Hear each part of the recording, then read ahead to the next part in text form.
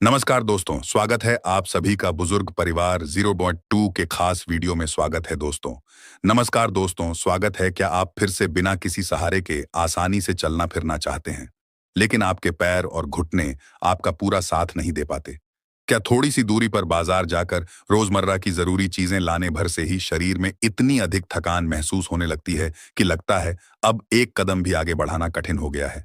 सुबह जैसे ही नींद खुलती है, पैरों में दर्द, भारीपन या जकड़न का अनुभव होता है और दिन की शुरुआत ही असुविधा और परेशानी के साथ होती है।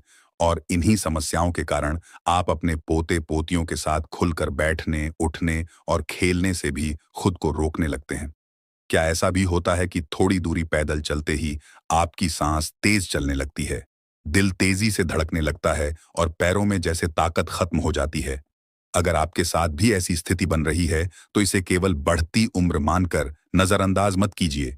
ये आपके शरीर में जरूरी पोषक तत्वों की कमी का संकेत हो सकता है, जो धीरे धीरे आपकी हड्डियों और मांसपेशियों को कमजोर बना रहा है।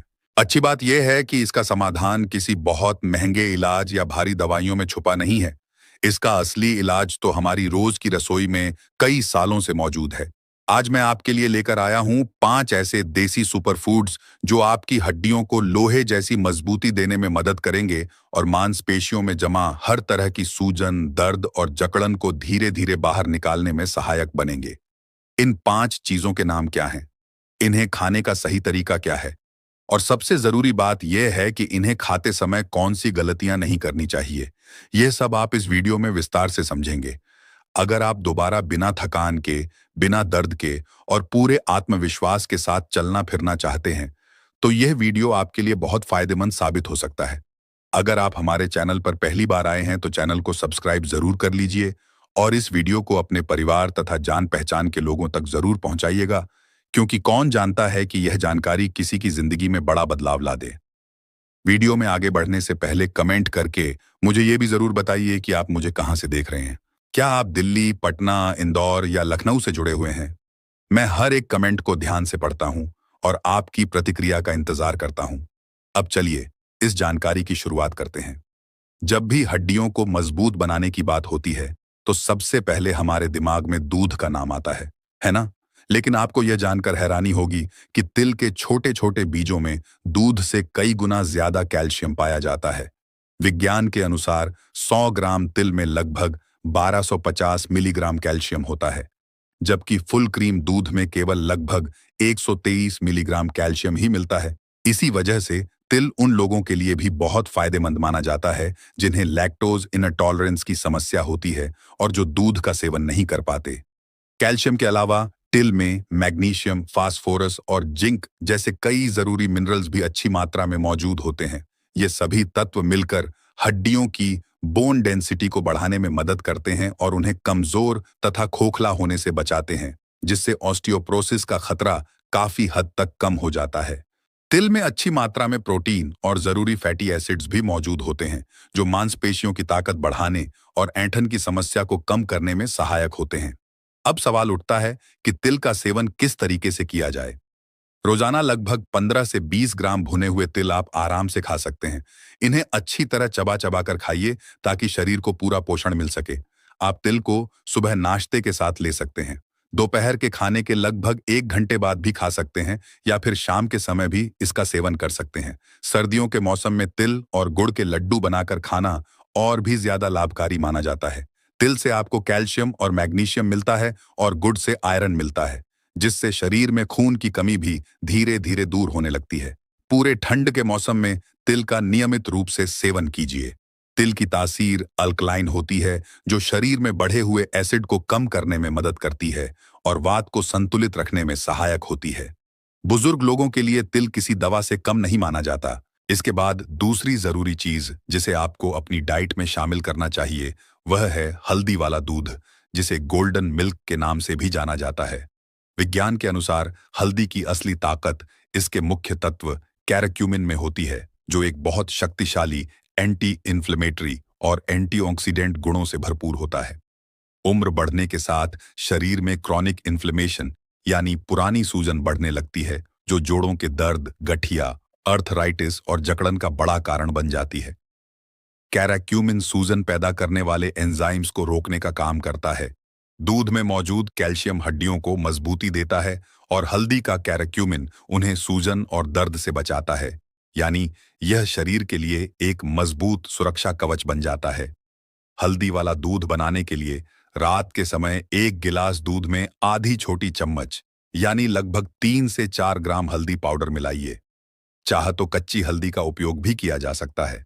इस दूध को और ज्यादा प्रभावी बनाने के लिए इसमें 1 से 2 चुटकी काली मिर्च जरूर डालें, क्योंकि काली मिर्च में मौजूद पेपरिन कैरक्यूमिन के अवशोषण को कई गुना बढ़ा देता है। अगर आपके घुटनों या जोड़ों का दर्द लंबे समय से बना हुआ है और कई वर्षों से परेशानी चल रही है, तो इसमें 1/4 चम्मच सौंठ पाउडर भी मिलाया जा सकता है। सौंठ दर्द और सूजन को कम करने में मदद करती है और वात को संतुलित बनाए रखती है। इस दूध को रात में सोने से पहले पीना सबसे अधिक लाभदायक माना जाता है। ध्यान रखें कि जिन लोगों को लो ब्लड प्रेशर की समस्या रहती है, उन्हें हल्दी वाले दूध का सेवन सावधानी के साथ करना चाहिए, क्योंकि हल्दी बीपी को और कम कर सकती है। जिन लोगों को गॉल ब्लैडर या पित्ताशय से जुड़ी समस्या होती है, उन्हें भी हल्दी से बचना चाहिए, क्योंकि यह पित्त के उत्पादन को बढ़ाने का काम करती है।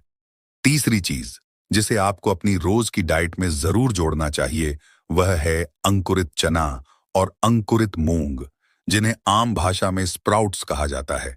पुराने समय से यह कहा जाता रहा है कि अंकुरित चना खाने से शरीर में घोड़े जैसी ताकत आ जाती है और शरीर की कमजोरी धीरे धीरे कम होने लगती है। विज्ञान भी यही बताता है कि अंकुरित चना और मूंग प्रोटीन और आयरन का बहुत अच्छा सोर्स होते हैं, जो खासकर बुजुर्ग लोगों में होने वाली शारीरिक कमजोरी और खून की कमी को पूरा करने में मदद करते हैं। प्रोटीन शरीर की मांसपेशियों के निर्माण और उनकी मरम्मत के लिए बहुत जरूरी पोषक तत्व होता है, जिससे शरीर की थकान कम होती है और ताकत बनी रहती है।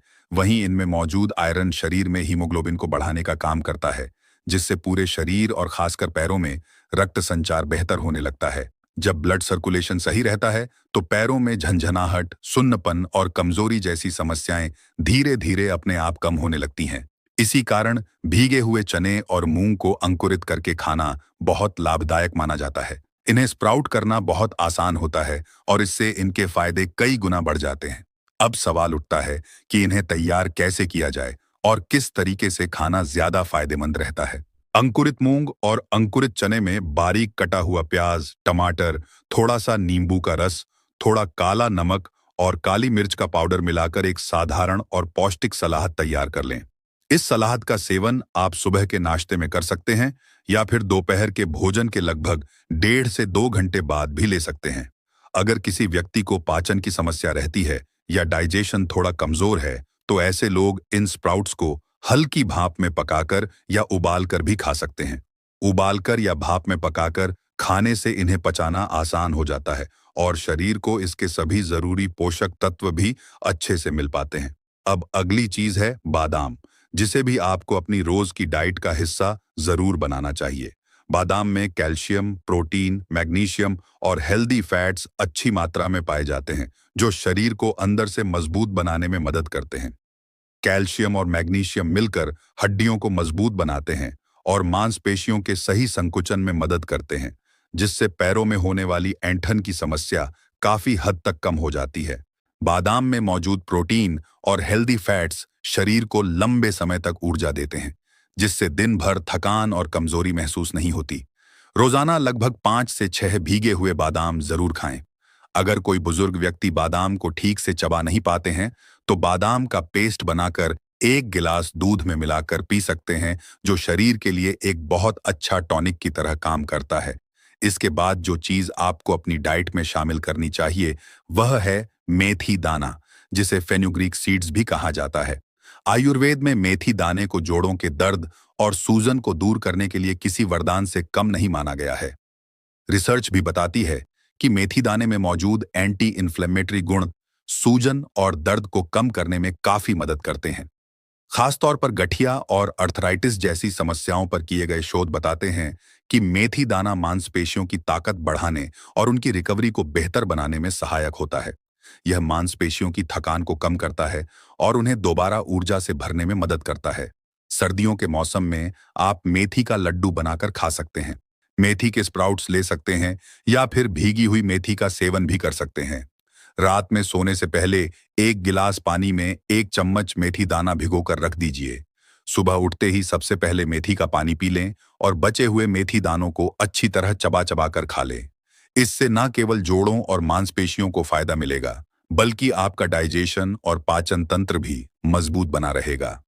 सावधानी की बात करें तो मेथी दाना ब्लड शुगर और ब्लड प्रेशर दोनों को कम करने का काम करता है। इसीलिए जो लोग पहले से बीपी या शुगर की दवाइयां ले रहे हैं, उन्हें मेथी का सेवन सावधानी के साथ करना चाहिए। गर्भवती महिलाओं को भी मेथी दाने से परहेज करना चाहिए, क्योंकि इसकी तासीर गर्म मानी जाती है। इन मुख्य 5 चीजों के अलावा बुजुर्ग लोगों को अपनी डाइट में कुछ और चीजें भी जरूर जोड़नी चाहिए। इनमें सबसे पहले आता है केला और किशमिश का कॉम्बिनेशन। केले में पोटेशियम और मैग्नीशियम होता है, जो मांसपेशियों को ऐंठन से राहत देता है, जबकि किशमिश में आयरन होता है, जो शरीर की कमजोरी को दूर करने में मदद करता है। आप रात के समय लगभग 15 से 20 दाने किशमिश पानी में भिगोकर रख दें। सुबह नाश्ते में भीगी हुई किशमिश के साथ एक केला लें और अच्छी तरह चबा चबा कर खाएं। अगर सुबह समय ना मिल पाए तो दोपहर के भोजन के लगभग 1 से 1.5 घंटे बाद भी केला और किशमिश का सेवन एक साथ किया जा सकता है। इसके बाद अगली चीज है चुकंदर, जिसे भी अपनी डाइट में शामिल करना बहुत लाभकारी माना जाता है। चुकंदर शरीर में नाइट्रिक ऑक्साइड के उत्पादन को बढ़ाता है, जिससे रक्त वाहिनियां फैलती हैं और ब्लड सर्कुलेशन बेहतर हो जाता है। इससे पैरों की कमजोरी, भारीपन और झंझनाहट की समस्या में काफी राहत मिलती है। तीसरी अतिरिक्त चीज है अखरोट।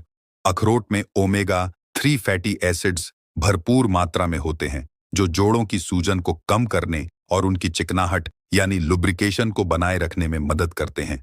इसके अलावा देसी घी या फिर नारियल का तेल भी रोजाना सीमित मात्रा में जरूर लेना चाहिए, क्योंकि यह जोड़ों को अंदर से चिकना और मजबूत बनाए रखने में मदद करता है।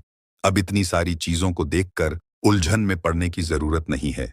इन सभी चीजों को रोजाना एक साथ लेना जरूरी नहीं होता। आप एक साधारण सी सूची बना लें और इन्हें बारी बारी से अपनी डाइट में शामिल करते रहें, क्योंकि ये सभी चीजें आपके जोड़ों, मांसपेशियों, पैरों और पूरे शरीर को अंदर से मजबूत और एक्टिव बनाए रखने में बहुत सहायक साबित होती हैं। अब मैं आपको उन चीजों के बारे में बताता हूं जिन्हें आपको या तो पूरी तरह से अवॉइड कर देना चाहिए या फिर उनका उपयोग बहुत कम कर देना चाहिए। इसमें सबसे पहली चीज आती है तला हुआ खाना और जंक फूड। इन चीजों का सेवन जितना कम करेंगे, उतना ही आपके जोड़ और मांसपेशियों के लिए बेहतर रहेगा। इन खाद्य पदार्थों में ऐसे तेल और ट्रांस फैट्स होते हैं जो शरीर के अंदर सूजन को बढ़ाने का काम करते हैं और पुराने दर्द को और ज्यादा बढ़ा सकते हैं।